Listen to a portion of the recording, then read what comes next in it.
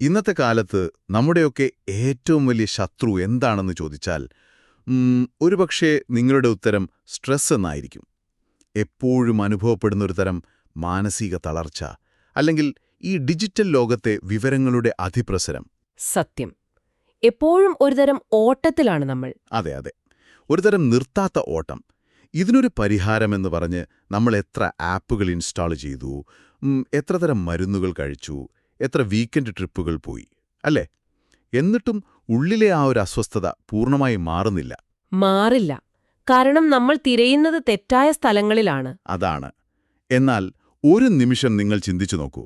നിങ്ങളുടെ ഈ മാനസികവും ശാരീരികവുമായ തളർച്ചയ്ക്കുള്ള ഏറ്റവും മികച്ച മരുന്ന് ഒരു ഫാർമസിയിലോ ആപ്പ് സ്റ്റോറിലോ അല്ലെങ്കിലോ മറിച്ച് 3000 വർഷത്തിലധികം പഴക്കമുള്ള പ്രത്യേക രീതിയിൽ ചിട്ടപ്പെടുത്തിയ ചില ശബ്ദ തരംഗങ്ങളിലാണെങ്കിലോ?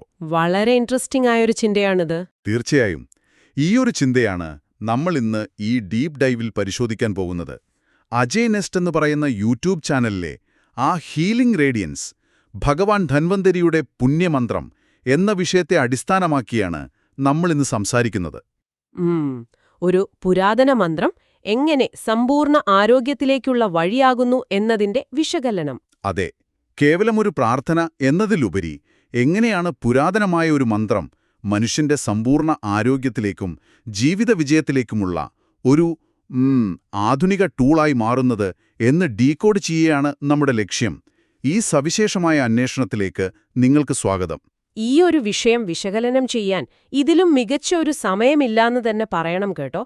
കാരണം നമ്മൾ ആരോഗ്യത്തെക്കുറിച്ച് സംസാരിക്കുമ്പോൾ എപ്പോഴും ശരീരത്തിലെ കേടുപാടുകൾ തീർക്കുന്നതിനെക്കുറിച്ച് മാത്രമാണ് ചിന്തിക്കാറുള്ളത്. അതായത് പനി വന്നാൽ ഗുളിക കഴിക്കുക എന്നൊക്കെയുള്ള കാര്യം. അതെ അതെ. ഒരു അസ്ഥിക്ക് പൊട്ടലുണ്ടായാൽ നമ്മൾ പ്ലാസ്റ്റർ ഇടുന്നു. പനി വന്നാൽ ആന്റിബയോട്ടിക് കഴിക്കുന്നു. അത് വളരെ അത്യാവശ്യമായ ഒരു കാര്യമാണ് താനും. പക്ഷേ ഈ സ്രോതസ്സുകൾ മുന്നോട്ട് വയ്ക്കുന്ന ഹോളിസ്റ്റിക് ഹീലിംഗ് അഥവാ സമ്പൂർണ്ണ ആരോഗ്യം എന്ന ആശയം ഇതിൽ നിന്നെല്ലാം വളരെ വ്യത്യസ്തമാണ്. ശരി, എന്താണ് ആ വ്യത്യാസം? എന്നുവെച്ചാൽ രോഗം വന്നതിനു ശേഷം അത് ചികിത്സിക്കുന്നതിനു പകരം രോഗം വരാത്ത എപ്പോഴും ഊർജ്ജസ്വലമായ ഒരു ആന്തരിക കാലാവസ്ഥ നമ്മുടെ ഉള്ളിൽ എങ്ങനെ സൃഷ്ടിച്ചെടുക്കാം എന്നതാണ് ഈ പുരാതന അറിവുകൾ നമ്മോട് പറയുന്നത്. ആ ഒരു വ്യത്യാസം വളരെ വലുതാണ്. ഈ വിശകലനത്തിന് ആധാരമായ ആ മന്ത്രം കൃത്യമായി ഏതാണെന്ന് കേൾവിക്കാർക്ക് മനസ്സിലാക്കാൻ വേണ്ടി ഞാൻ ആദ്യം അതൊന്ന് വായിക്കാം. തീർച്ചയായും. ഓം നമോ ഭഗവതേ വാസുദേവായേ ധൻവന്തരയേ അമൃതകലശഹസ്തായ സർവാമയ വിനാശനായ ത്രൈലോക്യനാഥായ ശ്രീമഹാവിഷ്ണവേ നമ. ഇത് കേൾക്കുമ്പോൾ തന്നെ എന്തോ ഒരു ശാന്തത നൽകുന്ന വരികളാണിവ. അതാണ് ശബ്ദതരംഗങ്ങളുടെ പ്രത്യേകത. ക്കാൻ സാധിക്കും. അദ്ദേഹത്തെ 3 ലോകങ്ങളുടെയും നാഥൻ എന്നാണ് ഇതിൽ വിശേഷിപ്പിക്കുന്നത്. എനിക്കിവിടെ തോന്നിയൊരു കാര്യം, ഇതൊരു കോസ്മിക് പാസ്വേഡ് പോലെയാണോ പ്രവർത്തിക്കുന്നത് എന്നാണ്. പാസ്വേഡ് എന്ന് വെച്ചാൽ? അതായത് പ്രപഞ്ചത്തിലുള്ള വലിയൊരു ശക്തിയെ നമ്മുടെ ഈ ചെറിയ ശരീരത്തിലേക്ക് അല്ലെങ്കിൽ ദൈനംദിന ജീവിതത്തിലേക്ക് ലോഗിൻ ചെയ്യാൻ ഉപയോഗിക്കുന്നൊരു രഹസ്യ കോഡ്. നമ്മൾ വെറുതെ ചില ശബ്ദങ്ങൾ ഉണ്ടാക്കുകയല്ല, മറിച്ച് ഈ പാസ്വേഡ് ഉപയോഗിച്ച് ആ വലിയ ഊർജത്തെ അൺലോക്ക് ചെയ്യുകയാണോ? പാസ്വേഡ് എന്ന് വിളിക്കുന്നതിനോട് എനിക്ക് ചെറിയൊരു വിയോജിപ്പുണ്ട് കേട്ടോ. അതെന്താ? കാരണം പാസ്വേഡ് എന്ന് പറയുമ്പോൾ നമ്മളത് വെറുതെ ഒരു തവണ ടൈപ്പ് ചെയ്യുന്നു, സിസ്റ്റത്തിലേക്ക് പ്രവേശിക്കുന്നു, അതോടെ ആ പ്രക്രിയ തീർന്നു, അല്ലേ? അത് ശരിയാണ്. എന്നാ ഈ മന്ത്രത്തിന്റെ പ്രവർത്തന രീതി അതല്ല. ഇതൊരു പഴയ അനലോഗ് റേഡിയോ ട്യൂൺ ചെയ്യുന്നത് പോലെയാണ്. നിങ്ങളുടെ മനസ്സിനെ, നിങ്ങളുടെ ചിന്തകളെ ഒരു പ്രത്യേക ഫ്രീക്വൻസിയിലേക്ക് കൊണ്ടുവരുന്ന നിരന്തരമായ ഒരു പ്രക്രിയ. ട്യൂണിംഗ് പ്രക്രിയ. അതെ. നിങ്ങൾ ഈ വരികൾ ആവർത്തിച്ചുച്ചരിക്കുമ്പോൾ ആ ശബ്ദ തരംഗങ്ങൾ നിങ്ങളുടെ ശരീരത്തിലും തലച്ചോറിലും ചില പ്രത്യേക മാറ്റങ്ങൾ ഉണ്ടാക്കുന്നുണ്ട്. ഭഗവാൻ ധൻവന്തരിയെ ത്രൈലോക്യനാഥായ അല്ലെങ്കിൽ 3 ലോകങ്ങളുടെയും നാഥൻ എന്ന് വിളിക്കുന്നത് വെറുമൊരു പുകഴ്ത്തലല്ല. പിന്നെന്താണ്? നമ്മുടെ ഉണർന്നിരിക്കുന്ന അവസ്ഥ, ഉറക്കം, സ്വപ്നം എന്നീ തലങ്ങളെയാകാം അതുകൊണ്ട് അർത്ഥമാക്കുന്നത്.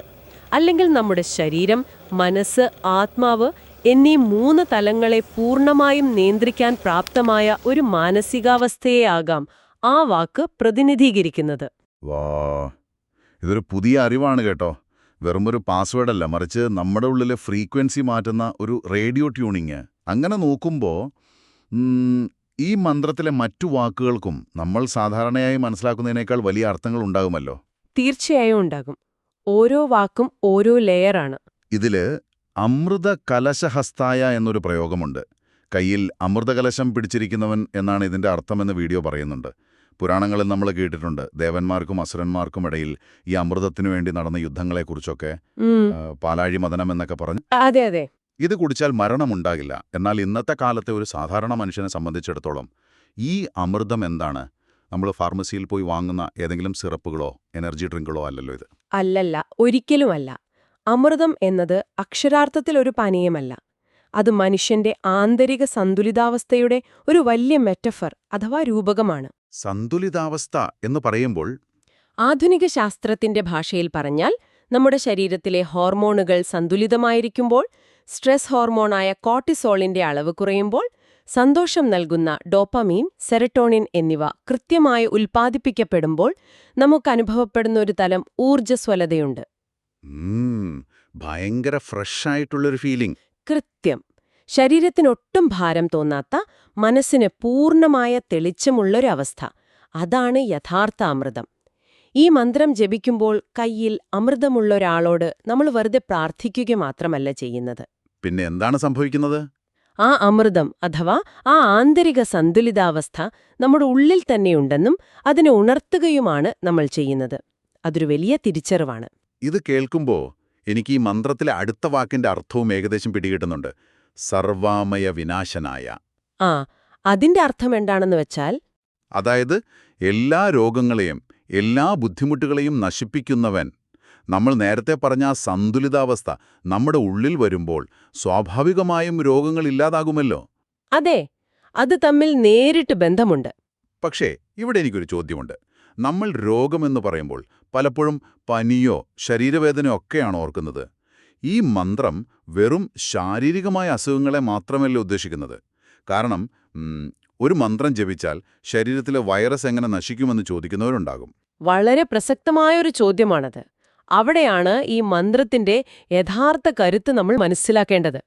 ആമയ എന്ന വാക്കിന് രോഗം എന്നു മാത്രമല്ല അർത്ഥം. പിന്നെന്താണ്? അസ്വസ്ഥത, ഭയം, ഉത്കണ്ഠ, അമിത ചിന്ത എന്നിങ്ങനെ മനുഷ്യനെ അലട്ടുന്ന സകലമാന ബുദ്ധിമുട്ടുകളും ഇതിൽ ഉൾപ്പെടുന്നുണ്ട്. അപ്പം മെന്റൽ ഹെൽത്ത് കൂടെ ഇതിൽ വരുന്നുണ്ട്. അതെ, ശാരീരികമായ അസുഖങ്ങൾക്ക് ആധുനിക വൈദ്യശാസ്ത്രം അത്യാവശ്യമാണ്, അതിൽ തർക്കമില്ല. എന്നാൽ നിങ്ങളുടെ ഉള്ളിലെ ഭയത്തിനോ നാളെക്കുറിച്ചുള്ള ഉത്കണ്ഠയ്ക്കോ ഏത് ഗുളികയാണ് കഴിക്കുക? ശരിയമാണ്. അതിൽ കടയിൽ ഗുളികകളൊന്നുമില്ലല്ലോ. അവിടെയാണ് ഈ ശബ്ദതരംഗങ്ങൾ ഒരു തെറാപ്പിയായി മാറുന്നത്. മന്ത്രജപം നിങ്ങളുടെ ശ്വാസോച്ഛ്വാസത്തിന്റെ താളം കൃത്യമാക്കുന്നു. ആ താളം ഹൃദയമിടിപ്പിനെ സ്വാധീനിക്കുന്നു. അങ്ങനെ നിങ്ങളുടെ നാഡീവ്യൂഹം അഥവാ നെർവസ് സിസ്റ്റം വളരെ ശാന്തമായ ഒരവസ്ഥയിലേക്ക് മാറുന്നു. അതായത് നമ്മൾ റിലാക്സ്ഡ് ആകുന്നു. അതെ, അതായത് നിങ്ങളുടെ ഉള്ളിലെ സർവ്വ ആമയങ്ങളെയും അഥവാ എല്ലാ അസ്വസ്ഥതകളെയും നശിപ്പിക്കാനുള്ള ഒരു സൈക്കോളജിക്കൽ റീവയറിംഗ് ആണ് അവിടെ നടക്കുന്നത്. എന്റമ്മോ, ഇതൊരു വലിയ തിരിച്ചറിവാണ് കേട്ടോ. കേവലം വരികൾ ഉരുവിടുന്നതിനപ്പുറം അവിടെ ഒരു സൈക്കോളജിക്കൽ റീവയറിംഗ് നടക്കുന്നുണ്ട് എന്നത് വളരെ ലോജിക്കലായിട്ടുള്ളൊരു കാര്യമാണ്. പിന്നല്ല, ഇതൊരു ശാസ്ത്രമാണ്. അപ്പോൾ നമ്മൾ ഇത് വെറുതെ കാറിൽ പോകുമ്പോഴോ അല്ലെങ്കിൽ TV കാണുമ്പോഴോ ബാക്ക്ഗ്രൗണ്ടിൽ ഇട്ടാൽ പോരല്ലോ. ഇതിന് വ്യക്തമായ ഒരു പരിശീലന രീതി അഥവാ പ്രായോഗികത ആവശ്യമുണ്ടെന്ന് തോന്നുന്നു. തീർച്ചയായും. പ്രത്യേകിച്ച് ആ വീഡിയോയിൽ ഇത് നിരന്തരം പരിശീലിക്കുന്നതിന്റെ പ്രാധാന്യത്തെക്കുറിച്ച് പറയുന്നുണ്ടല്ലോ. രാവിലെയുള്ള ഒരു പ്രത്യേക സമയത്ത് ഇത് ജപിക്കുന്നതിനെക്കുറിച്ച്. എങ്ങനെയാണ് ഒരു സാധാരണ വ്യക്തി ഈ മന്ത്രത്തെ തങ്ങളുടെ തിരക്കേറിയ ജീവിതത്തിന്റെ ഒരു ഭാഗമാക്കേണ്ടത്? രാവിലെയുള്ള ആ ഒരു റുട്ടീനിൽ ഇതിന്റെ പങ്കെന്താണ്? അവിടെ നമ്മൾ ശ്രദ്ധിക്കേണ്ട ഒരു പ്രധാന കാര്യം രാവിലെ നമ്മൾ ഉറക്കമുണരുന്ന ആ ആദ്യത്തെ അരമണിക്കൂറിന്റെ പ്രത്യേകതയാണ്. എന്താണ് ആ സമയത്തിന്റെ പ്രത്യേകത? ആ സമയത്ത് നമ്മുടെ ഉപബോധ മനസ്സ് അഥവാ സബ് കോൺഷ്യസ് മൈൻഡ് വളരെ വേഗത്തിൽ കാര്യങ്ങൾ ഗ്രഹിക്കാൻ പാകത്തിലായിരിക്കും. ഇന്ന് നമ്മളിൽ മിക്കവരും രാവിലെ എണീറ്റ ഉടൻ ചെയ്യുന്നത് മൊബൈൽ ഫോൺ എടുത്ത് ഇമെയിലുകളോ വാട്സാപ്പ് മെസ്സേജുകളോ നോക്കുക എന്നതാണ്. അതെ അതെ, കണ്ണു തുറക്കുന്നത് തന്നെ ഫോണിലേക്കാണ്. അതോടെ അവിടത്തെ സമാധാനം നശിച്ചു. ഒരു തരം ആങ്സൈറ്റി അപ്പോഴേ തുടങ്ങും. എന്നാൽ അതിനു പകരം എഴുന്നേറ്റ് ഏതാനും മിനിറ്റുകൾ ശാന്തമായിരുന്ന് ശ്വാസം ഉള്ളിലേക്ക് വലിച്ചെടുത്ത് ഈ മന്ത്രം ശബ്ദത്തിൽ ഉച്ചരിക്കുകയാണെങ്കിലോ? ആ ശബ്ദം പുറത്തേക്ക് കേൾക്കുന്ന രീതിയിൽ. അതെ, ആ ശബ്ദത്തിന്റെ വൈബ്രേഷൻ നിങ്ങളുടെ നെഞ്ചിലും തലയിലും അനുഭവപ്പെടും. എനിക്ക് സമ്പൂർണ്ണ ആരോഗ്യം ലഭിക്കുന്നുണ്ട്, എന്റെ ബുദ്ധിമുട്ടുകൾ ഇല്ലാതാകുന്നുണ്ട് എന്ന ഒരു സന്ദേശമാണ് നിങ്ങൾ ദിവസത്തിന്റെ തുടക്കത്തിൽ തന്നെ നിങ്ങളുടെ ഉപബോധ മനസ്സിന് നൽകുന്നത്. ഇത് കേവലം ഒരു പ്രാർത്ഥനയല്ല, അന്നത്തെ ദിവസത്തെ നേരിടാനുള്ള ഒരുക്കമാണ്. ഇതെനിക്ക് കൃത്യമായി മനസ്സിലാവുന്നുണ്ട്. കാരണം നമ്മൾ രാവിലത്തെ ട്രാഫിക്കിൽപ്പെട്ട് ദേഷ്യപ്പെട്ട് ഓഫീസിൽ ചെന്നാൽ ആ ദിവസം മുഴുവൻ ആ ഒരു ദേഷ്യം നമ്മുടെ കൂടെ ഉണ്ടാവും. തീർച്ചയായും ആ മൂഡ് അങ്ങനെ തന്നെ നിൽക്കും. അതിനു പകരം ഇത്രയും അർത്ഥവത്തായ ഒരു പോസിറ്റീവ് എഫർമേഷൻ നൽകുന്ന മന്ത്രത്തിലൂടെ ദിവസം തുടങ്ങുന്നത് തീർച്ചയായും വലിയ മാറ്റമുണ്ടാക്കും. എന്നാൽ ഇവിടെ എനിക്ക് പൂർണ്ണമായും മനസ്സിലാകാത്ത അല്ലെങ്കിൽ കുറച്ച് ആശയക്കുഴപ്പമുണ്ടാക്കുന്ന ഒരു കാര്യമുണ്ട്. ചോദിക്കൂ. ഈ ഹൈന്ദവ പാരമ്പര്യങ്ങളിലെ ഇത്തരം മന്ത്രങ്ങൾ കേവലം ആരോഗ്യത്തിന് മാത്രമല്ല, മറിച്ച് സർവ്വ ഐശ്വര്യങ്ങൾക്കും അഥവാ യൂണിവേഴ്സൽ പ്രോസ്പെരിറ്റിക്കും കാരണമാകുമെന്ന് സ്രോതസ് പറയുന്നു. എനിക്കിത് തമ്മിൽ കണക്ട് ചെയ്യാൻ പറ്റുന്നില്ല കേട്ടോ. എങ്ങനെയാണ് ആരോഗ്യം ഐശ്വര്യമാകുന്നത് എന്നാണോ? അതെ, ഞാൻ എൻ്റെ ആരോഗ്യത്തിനു വേണ്ടി അല്ലെങ്കിൽ സമാധാനത്തിനു വേണ്ടി ഒരു മന്ത്രം ജപിക്കുന്നു. അതെങ്ങനെയാണ് എൻ്റെ സാമ്പത്തിക ഭദ്രതയെ അല്ലെങ്കിൽ എൻ്റെ കരിയറിലെ വിജയത്തെ സഹായിക്കുന്നത്? ഇതെന്താ വല്ല മാജിക് ട്രിക്കുവാണോ? പണം ആകർഷിക്കാനുള്ള എന്തെങ്കിലും വിദ്യ? വഴിയോ അല്ല. ഇതിന്റെ പിന്നിലെ യുക്തി വളരെ ലളിതമാണ്, എന്നാൽ വളരെ ആഴമുള്ളതുമാണ്. നമ്മൾ നേരത്തെ പറഞ്ഞതുപോലെ ഈ മന്ത്രം നിങ്ങളുടെ മാനസിക സമ്മർദ്ദം കുറയ്ക്കുകയും നിങ്ങൾക്ക് വ്യക്തമായ ഒരു ചിന്താശേഷി നൽകുകയും ചെയ്യുന്നു. മനസ്സൊന്ന് ക്ലിയർ ആകുന്നു. അതെ, നിങ്ങൾക്ക് ചുറ്റും നടക്കുന്ന കാര്യങ്ങളെ വളരെ ശാന്തമായി വിലയിരുത്താൻ നിങ്ങൾക്ക് കഴിയുന്നു. നിങ്ങളുടെ ജീവിതത്തിൽ നിങ്ങൾ എപ്പോഴാണ് ഏറ്റവും മോശമായ തീരുമാനങ്ങൾ എടുത്തിട്ടുള്ളത് എന്ന് ചിന്തിച്ചു നോക്കൂ. മിക്കവാറും അത് നിങ്ങൾ വലിയ സമ്മർദ്ദത്തിലായിരുന്നപ്പോൾ അല്ലെങ്കിൽ ദേഷ്യത്തിലായിരുന്നപ്പോൾ എടുത്ത തീരുമാനങ്ങളായിരിക്കും, അല്ലേ? 100% ശരിയാണ്.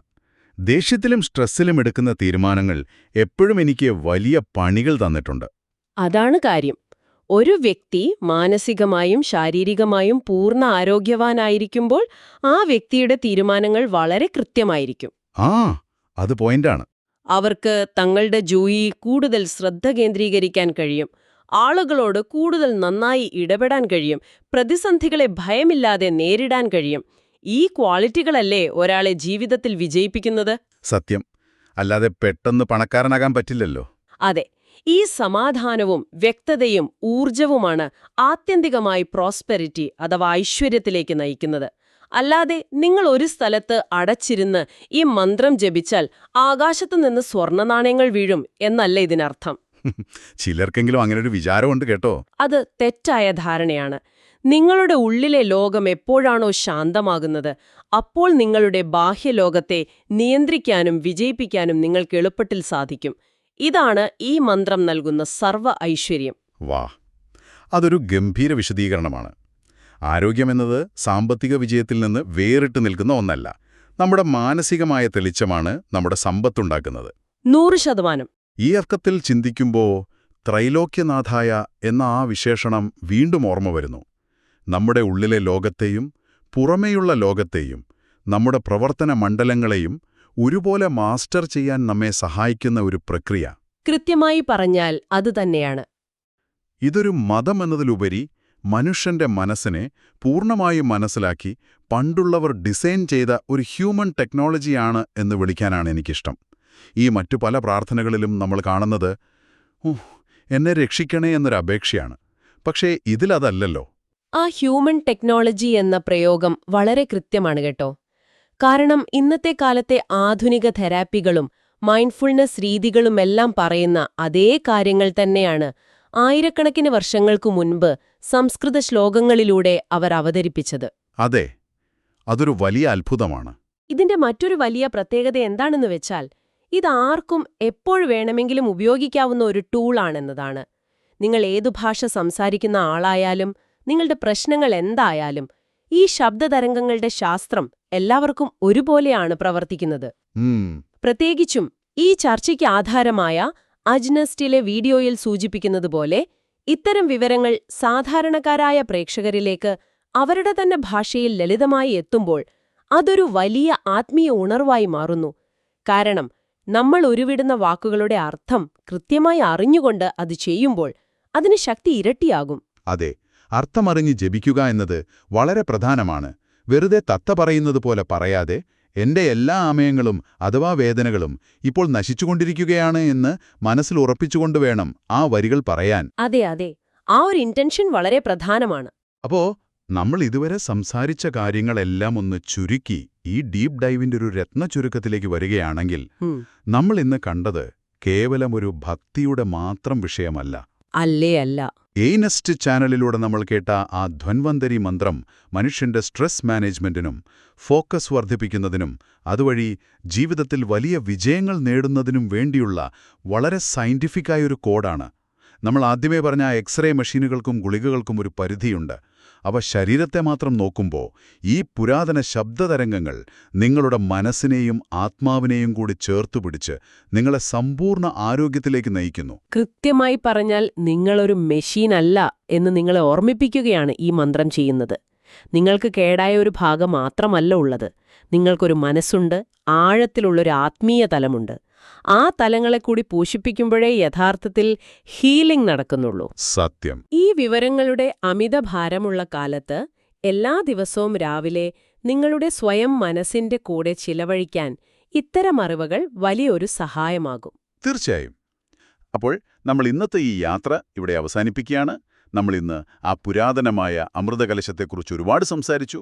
പക്ഷെ പോകുന്നതിന് മുൻപ് ഒരു നിമിഷം നിങ്ങൾ സ്വയം ഒന്ന് ചോദിച്ചു നോക്കൂ.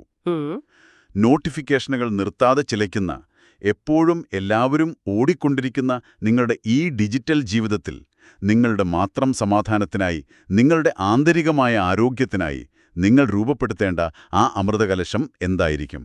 ദിവസവും രാവിലെ നിങ്ങളുടെ ഫോണിലേക്ക് നോക്കുന്നതിന് മുൻപ് ശാന്തമായി നിങ്ങളുടെ ഉള്ളിലേക്ക് നോക്കാൻ നിങ്ങൾക്ക് കഴിയുമോ?